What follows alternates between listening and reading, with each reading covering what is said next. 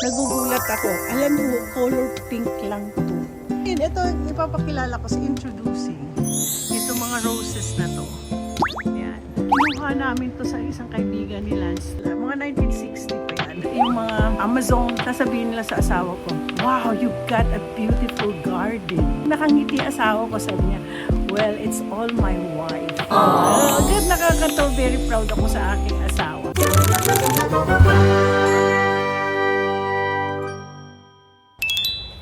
Good morning! May bago na naman akong babies. Binili ko lang po to sa Paldo. Ang ganda, oh. Kita nyo? Tapos may bulaklak na siya. Asa isa kong, medyo palitan ko din. Lalagyan ko, lalagay ko sila sa magandang lalagyan. Tapos ito po isa. Tingnan nyo, dalawa lang to dati. Ngayon medyo may tumubo na naman na maliit. Kikita ho nyo. Tapos kailangan kong anihin kasi parang ang bilis ho niyan dumami. Ayan, meron na naman tumubo. So, ang gagawin ko, magta-transfer lang po ako ng mga halaman ko sa isang magandang paso. So, ngayon, ito medyo punong-puno yung aking gagamitin ko. Sayang po yung mga lupa-lupa. Pating soil din po ito. Kaya marami pa akong magaganda, oh. Pero sa isa kong hindi pwede yan. Masyado siyang maliit. So ito gagamitin ko. Sayang din po itong laki, oh. Na lalagyan. Siguro dito ko ilalagay. Tapos may maganda pa dito na lagyan ng succulent. Anihin ko lang siya. Anihin ko lang sila. So dito ko siguro ilalagay yung mga iba sa ganito. Kailangan maging wag tayo mag-waste ng mga So ngayon, marami pa po akong mga okra dito. Do meron na kaming mga naitanim. So ngayon, mag-harvest na po ako ng aking mga lettuce. Tingnan nyo, ang tataas na po ng lettuce ko. Dumadami na po yung aking parsley. Gamit na gamit po. Tapos yung cilantro ko, dapat makaganyan yan. So anyway, ubos na po yung ito. Magbabalak po ako, ilipat ko dito na lang yung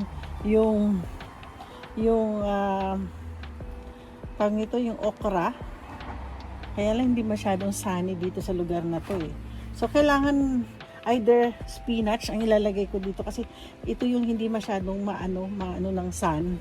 So malamig lang kasi po Ngayon, meron na po ako na-discover na kailangan talagang ako po ay magtatanim. Ngayon ito si Luchi. Tinambak-tambak niya yung aking kailangan ma-restore ko to mga orchids na yan. Ngayon, marami pa pong natitira, oh. Sayang.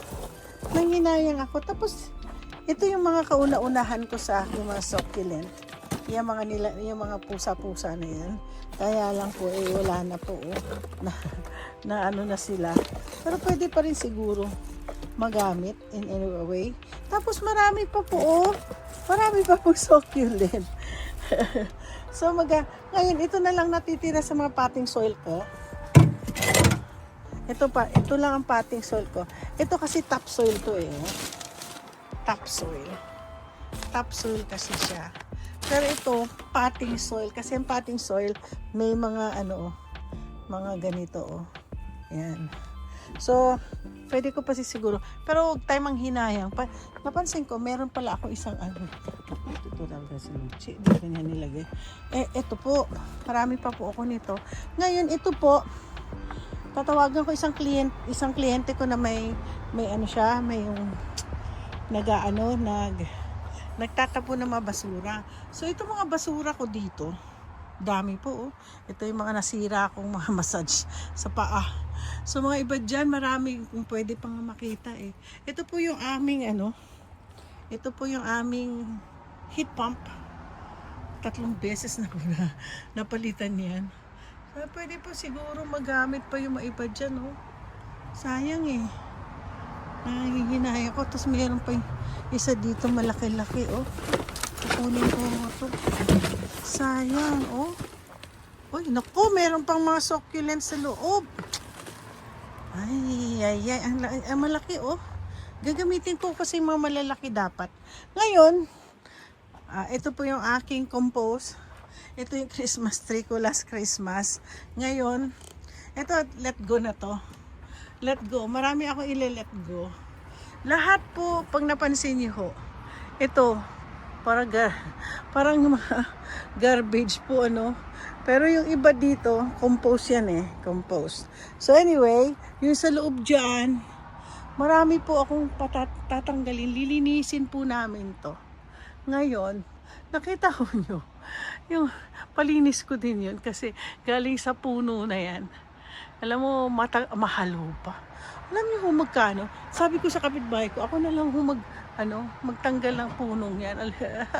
Abutin po ako ng 10,000. 5 to 10,000, huwag na lang. Ayan yun na lang dyan. So anyway, ito po, kung malinis na to, malinis na to, ipapasemento ko. Ngayon, lalagyan ko po ito ng alam niyo ho, yung anti frost na linen. O puti po siya. Ipapaano ko yan. Isusurround ko, tapos isasarado dyan. Tapos bali, ang papasok ka na lang kapag, yun, lalagyan na lang namin ng papasok na parang kurtina. Dito ko po dito ko umpisahan mag-aral paano mag-propagate ng mga orchids. At siguro, by that time, may table ako dyan ko ilan. Kasi meron akong greenhouse. So, yung greenhouse ko, kasi, tatanggal ko yung loob nando doon. Itong greenhouse ko, sayang din ho to. Alam nyo, mahal din ang bili ko. Halos $1,500. So, nasira lang po kasi yung ilaw. Yan. Nasira po yung ilaw dyan. Oh. Ngayon, so mawawala na yan. Marami po akong palilinis dito. Papalinis ko. Mainit naman sa loob. So, yung isang napansin ko dun sa garden in front of plant in garden. Yung sinasabi ko, akala ko Cambodian, Vietnamese siya. Yung pala Pilipino. Yung taga Vancouver, ang ganda-ganda ng ano niya. Napansin ko, wala naman siya ilaw-ilaw doon. So, pero maglalagay na rin ako ng solar dito. Parang ilaw lang naman. No? So, mangyayari is, ito mapupunta doon sa malilinis na kung saan ako yung orchids. Kukunin ko yan, pati yan. So, ito magiging bakante. Ang balak ko po, lalagyan ko na lang ng parang garden planters dito. Dito at dito. Or pwede rin magganyan or dire-diretso lang sila, isang ganon na planter. So dito po ako magtatanim pagdating ng winter time. Diyan po ako magtatanim. At least nakasara siya, hindi sana maano ng mga bugs ganon. Kasi may bugs din dito. So, palinis din to na mawala yung mga bugs. So, dito ko ilalagay yung mga ibang tatanim ko mga gulay. So, ito po. So far, meron pa po akong apples. May nakita po ako. Sandali. Okay guys, nagugulat ako. Alam niyo, color pink lang to. Hindi ko alam bakit ang daming kulay. Nagsama-sama mga kulay. Pero iisa lang ang pinanggalingan niya. Ang ganda, no? Ngayon, ito ang ipapakilala ko sa introducing. Ito mga roses na to. Yan. Ito pong roses na to kasi edad ng aking sister-in-law. Ilan taon na sister-in-law ko? 64, 65, ganon. Yan. Sa lola pa po ito ng aking asawa. Tingnan nyo ang ganda ng roses, no? Ganda. Ngayon, kukumpara nyo dito sa aking roses na to. Ito, ay kinuha namin to sa isang kaibigan ni Lance na very close, childhood friend din niya. Best friend ng kanyang pinsan. Ang ganda po ng roses, ano? Oh, alam mo, in memory kasi yan ni Kid yung kaibigan ng asawa kong nagpakamatay. Oh gosh, alam niyo nakakaawa. Ang bait naman siya, bakit di ko na nagpakamatay? So anyway, ganda po ng roses, no? Ang ganda. One of my favorite, ito po, nandito lang. Yan, magkakatabi po sila ng old roses. The new rose, 20 years ago, and the old rose, 19 tralala, mga 1960 pa yan. Yan po yung natitirang roses na galing sa lola ng asawa ko. Nako guys, umulan na. Pumasok lang po ako kasi ang aking asawa may pinagagawa sa akin. Tapos umuulan. Kailangan ko yung aking, ano ba yan? Oops, ganyan muna natin yan. Ayan. Felling at kailangan ko po ng aking in order for me. Tingnan po natin ang umuulan. Maganda, blessing yun sa mga nandoon sa unahan. Pero dito, ay, at least naulanan sila. Naulanan din. Tapos magtatanim po ako dito. Ito. Ito po yung isang ano ko dapat. Kailangan ayusin ko to. Naku, lahat ng kalat nandito. So magtatanim po ako kahit umuulan. Okay.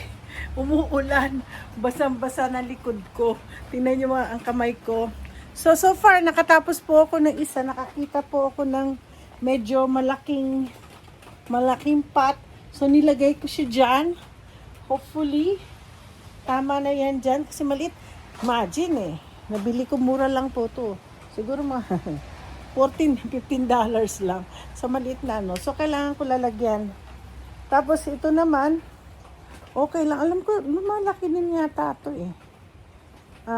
it's an aloe. It's an aloe vera.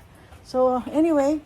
So, ngayon, ito naman, ito po ang tinatawag nating Siam tulip.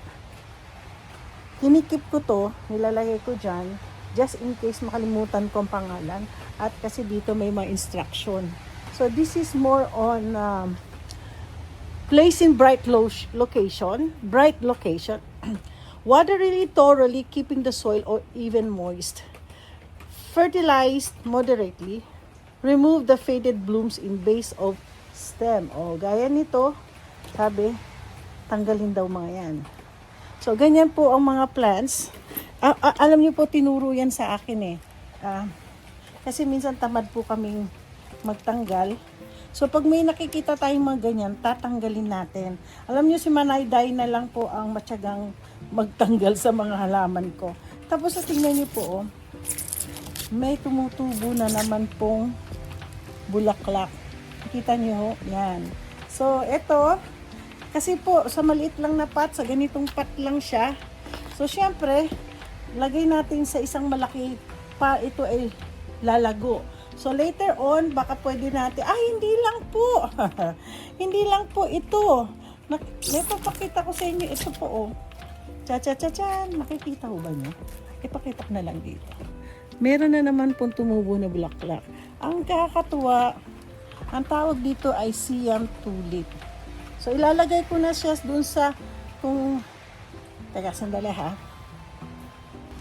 Okay guys, may hirap talaga mag-isip ko ano gagawin ko saan ko ilalagay ang next pot nitong maganda siya na. Ganda din siya. Maliban doon sa isang inano ko. Ito naman hindi magiging siya. Hindi siya solo. So, gagamitin natin yung mga natitira ko pang mga succulent. Sayang So guys, pag gumagawa kayo, tatanggalin niyo yung mga nakaano dito. Sakit. Nakakamay ako. Kamay lang. So tatanggalin po natin yan. Ay, naku, ano ba yan? So tatanggalin natin yung mga yellow dyan. Yung mga patay-patay na. Alam niyo pag nakakita na ho kayo yung mga bagay-bagay na dead na po siya, huwag kayo mag-hoard. Don't be a hoarder. So, ganyan. Ilalagay po natin siya dyan. Para maganda siyang tignan. Sa gilid po natin siya ilalagay. Ang pinakamaganda kasi sa itanim ang succulent, ididip mo nyo lang yung roots niya sa lupa. Tapos sila na po ang mag-aalaga ng sarili na. Do, minsan ano, na ano pa.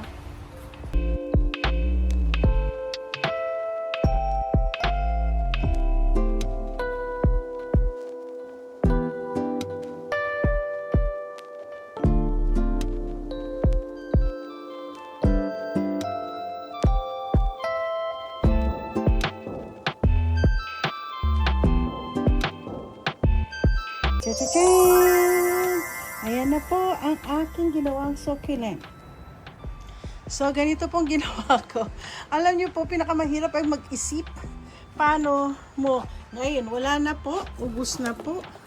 As in, kung bibigyan pa po ako ni Luchi ng maraming succulent sa bahay ni ano, tingnan niyo, nilinis ko pa siya. Yan. So, eto po. Cha-cha-cha-chan! Problema, saan ko siya ilalagay?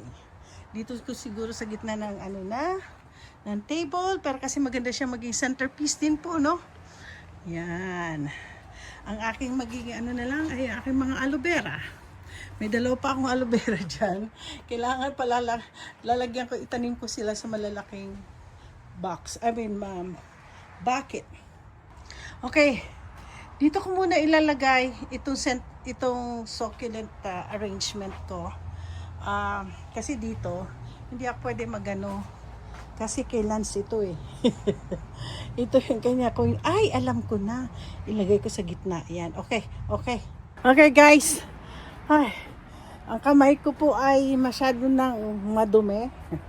I don't mind.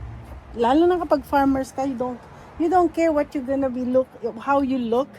Pero pag gusto mo talagang ano, kasi gusto kasi damayin yung mga lupa.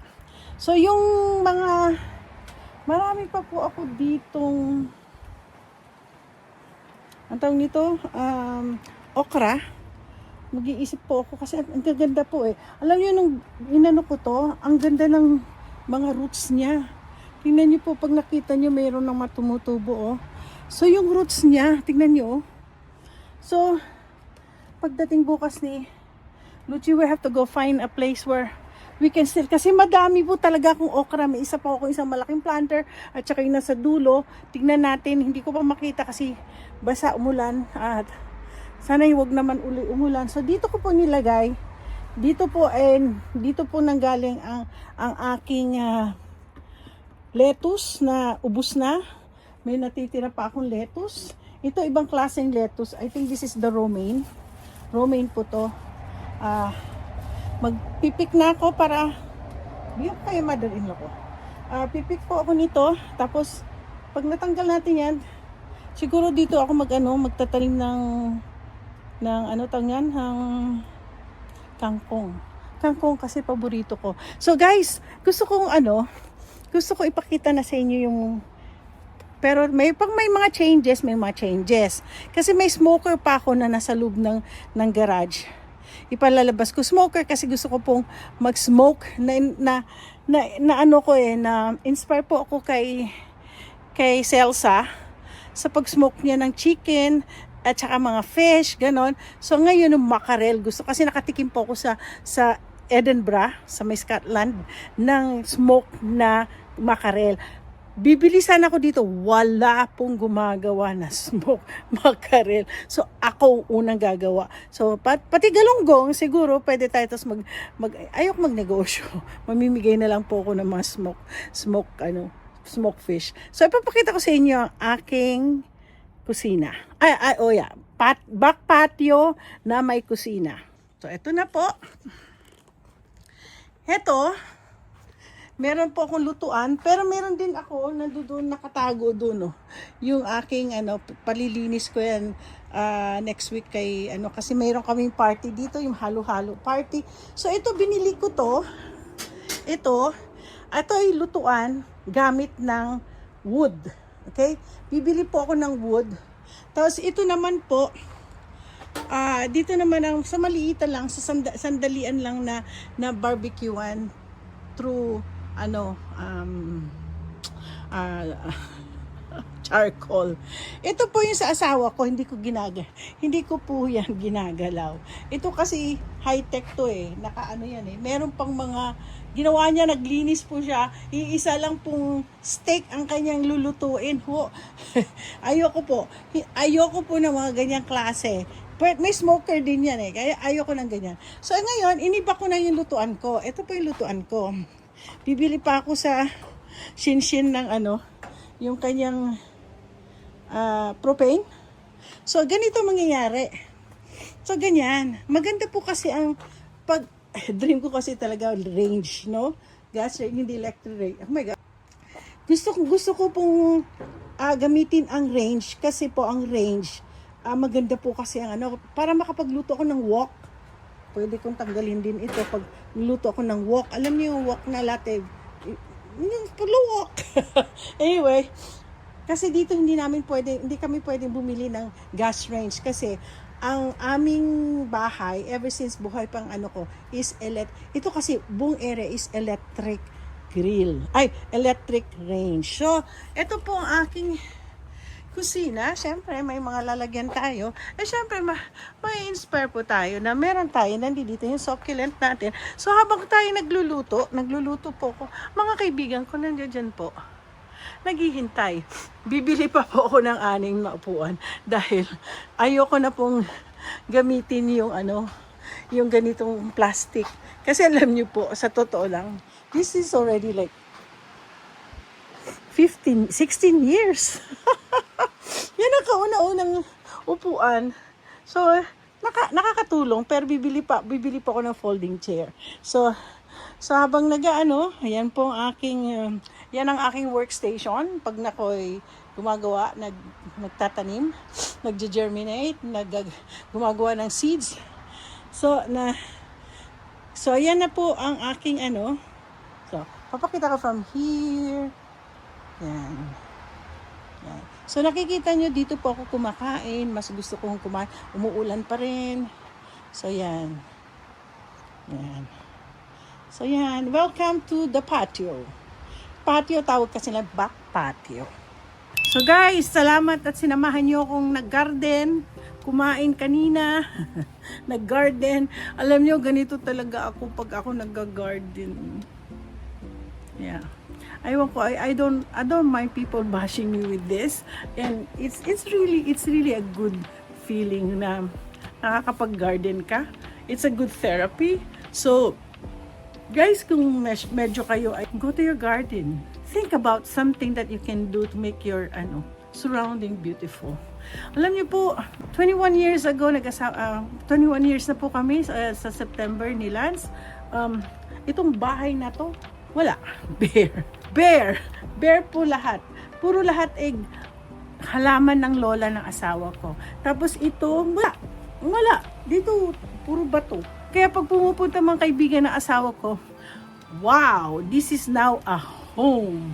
Tapos very proud ang asawa ko kasi lalo na pag may mga nasa harap, may mga delivery people, pati postman, pati mga yung mga Amazon, sasabihin nila sa asawa ko, wow, you've got a beautiful garden.